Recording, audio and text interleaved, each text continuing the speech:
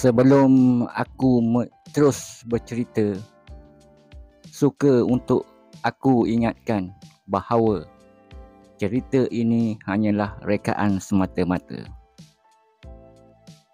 Kisah yang pertama, bahagian yang pertama telah aku ceritakan, dan ini adalah part 2, kisah hantu Halimah janda mengamuk.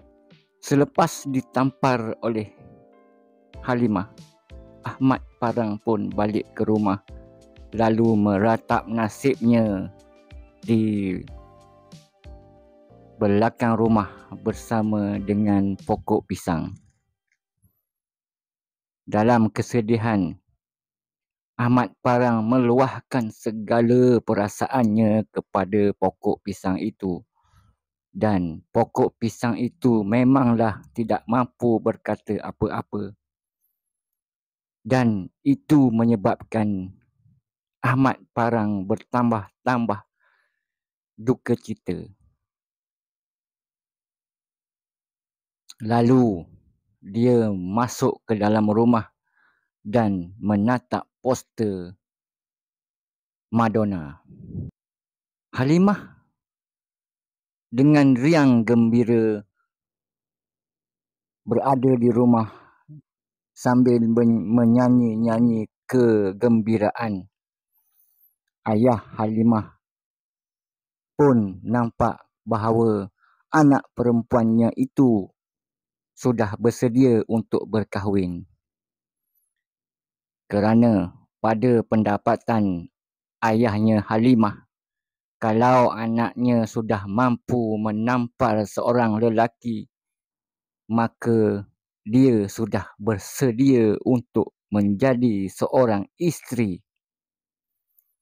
Lalu bapaknya Halimah pergi ke kedai kopi untuk menguar-uarkan berita bahawa anaknya Halimah akan berkahwin dengan pemuda pilihan hati dia.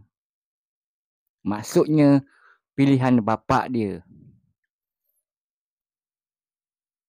Selepas mengorder teh tarik, bapaknya Halimah pun bertanya kepada sesiapa yang ada di situ untuk mencari jodoh kepada Halimah.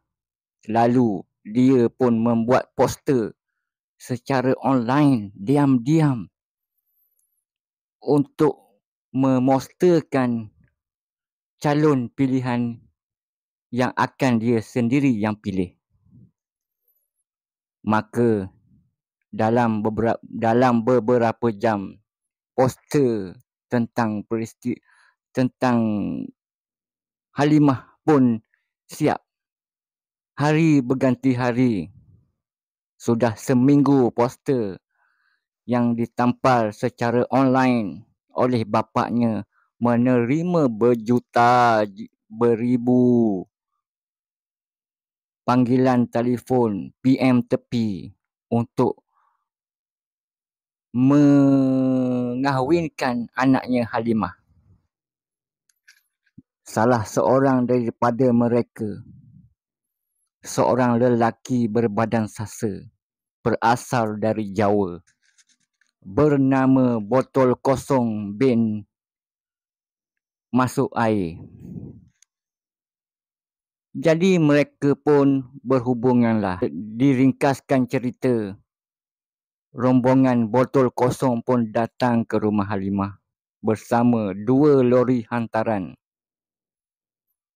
Hantaran yang bukan sedikit kerana Halimah ini seorang gadis yang cantik, berseri-seri.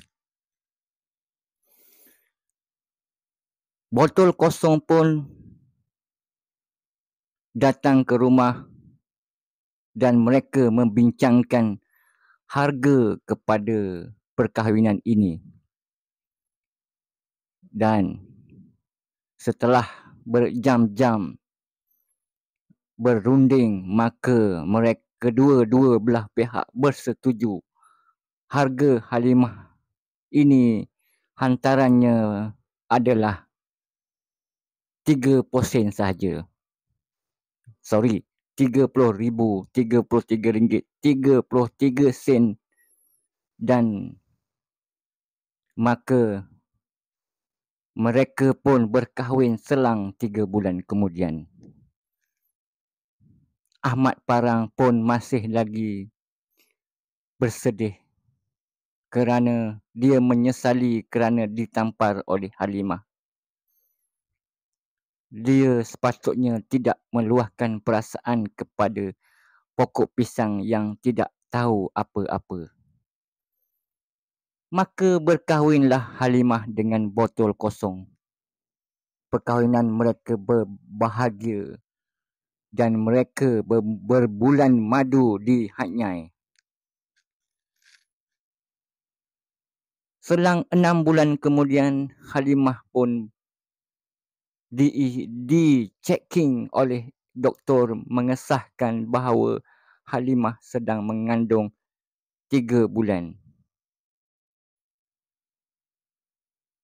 Ahmad Parang mendengar cerita ini di kedai kopi, lalu Ahmad Parang bertambah marah kerana kesan lebam di pipinya akibat ditampar masih lagi terasa dan kawan-kawan dia duk menganjing dia. Halimah dah kahwin tapi kesan lebam kau di pipi masih ada. Apakah hal? Jadi ada seorang batu api bernama Batu Kerikil datang membisikkan niat yang buruk. Batu Kerikil ini menghasut Ahmad Parang supaya jumpa Bomo. Bomo ini berada rumahnya di atas bukit, jauh di sudut kampung, memerlukan perjalanan selama 7 hari 7 malam untuk sampai ke atas bukit. Sesampainya di atas bukit, Tok Bomo ni menyambut mereka berdua dan membagi tahu bahawa hajat mereka sudah aku tahu. Maka Tok Bomo ni pun memberi syarat. Pengerasnya, kau mesti cari 7 ekor cacing. 7 ekor cacing, 7 helai rambut anak dara dan kuku kiri Halimah.